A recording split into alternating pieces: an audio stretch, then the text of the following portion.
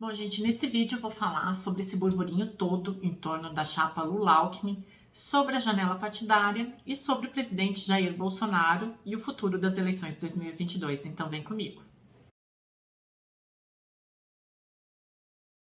Na semana passada e nessa semana eu dei muitas entrevistas na CNN, na Band, então eu resolvi fazer esse vídeo porque eu vi que as pessoas têm algumas dúvidas bem pontuais, que algumas foram discutidas nas entrevistas e outras não, pela falta de tempo da TV. Então eu vou tentar esclarecer algumas coisas aqui.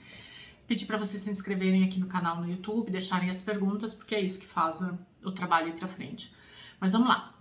A janela partidária acabou. O que é a janela partidária? É aquele período em que os parlamentares podem trocar de partido sem ser penalizados, sem perder o mandato, né?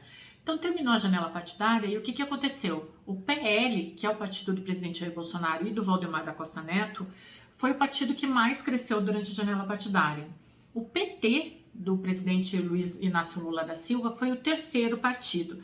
Só que no meio disso tudo, o Centrão pulou de 116 representantes para 180. Então o Centrão, que eu sempre falo aqui nos vídeos, acabou virando a maior força política do Congresso. O Centrão que apoia Bolsonaro, que lá atrás Bolsonaro disse que jamais negociaria com eles. Então esse mesmo Centrão acabou se tornando a maior força política do país. O que acontece nisso? Tem uma guerra de forças, em primeiro lugar, entre o presidente Jair Bolsonaro e o Valdemar da Costa Neto. Como eu falei em algumas entrevistas, eu acho que o Valdemar da Costa Neto sai ganhando por toda a história política que ele tem.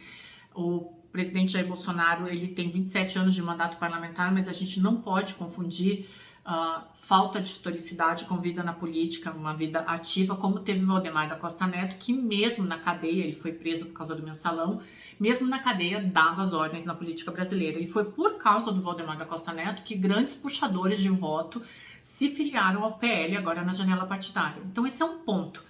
Dentro do PL, do partido do presidente Jair Bolsonaro, já tem uma disputa interna entre dois nomes grandes da política brasileira. Mas o Valdemar da Costa Neto deve ditar as regras por um bom tempo, porque afinal de contas, resumidamente, no bom português, ele é o dono do partido e ele é o dono do Centrão. E aí vamos lá. Para as eleições de 2022, obviamente o presidente Jair Bolsonaro sai na frente. Ah, mas as pesquisas não demonstram isso, não demonstram o Lula na frente. Mas o presidente Jair Bolsonaro, a gente tem que primeiro lembrar que ele tem toda a mídia negativa a favor dele, e isso impacta na opinião das pessoas, mas por trás ele tem a máquina do governo e, de novo, os partidos. O PT ficou em terceiro lugar. Sabendo disso, o ex-presidente Luiz Inácio Lula da Silva chamou o Alckmin para vice dele. Por quê? Porque o Alckmin é do Sudeste. O Sudeste, além de ser anti-PT, também tem uma rejeição a Bolsonaro. Agora, as últimas pesquisas que eu vi hoje parece que demonstram que Bolsonaro tem diminuído a rejeição dele aqui no Sudeste. Mas quando ele traz o Alckmin para a chapa dele, ele quer esses votos do Sudeste, e eu pelo menos penso que é uma segunda carta ao povo brasileiro. É o Lula mostrando, olha só, eu não sou esse esquerdopata que me denominam. Embora ele continue fazendo discursos raivosos para a esquerda. A gente tem percebido esse Lula, principalmente quando ele fala do aborto, quando ele fala que as pessoas têm que cobrar os parlamentares na casa deles, né, que é um contrassenso para um conservador como o Alckmin, né? Mas ele mantém esse eleitorado mais radical, e com o Alckmin ele diz, eu não sou tão radical. E aí, vamos para o Sérgio Moro. Mas voltando a falar do Lula. Aí o Lula ontem foi para Brasília, num jantar na casa do Eunício, do MDB, para tentar fazer com que o MDB desista da terceira via, que seria um apoio principalmente ao nome da Simone Tebet, e vá com ele para a disputa presidencial, porque daí ele se fortalece, já que PL, PP e republicanos estão com Bolsonaro. Então ele tira a Simone Tebet do jogo, tira a possibilidade de uma terceira via do jogo e se consolida como a segunda maior força, ou dependendo da pesquisa, a maior força política do país, né? Mas que é ainda o presidente Jair Bolsonaro. A terceira via não vai para frente. Eu lembro que eu fiz um vídeo aqui no canal no ano passado, eu vou resgatar esse vídeo, falando que a terceira via não ia existir em 2022. Por quê? Porque ela está desorganizada, ela é uma confusão, ela é um jogo de vaidades.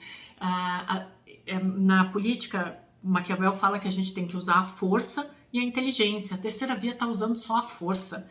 Não tem astúcia nenhuma no meio desse jogo político.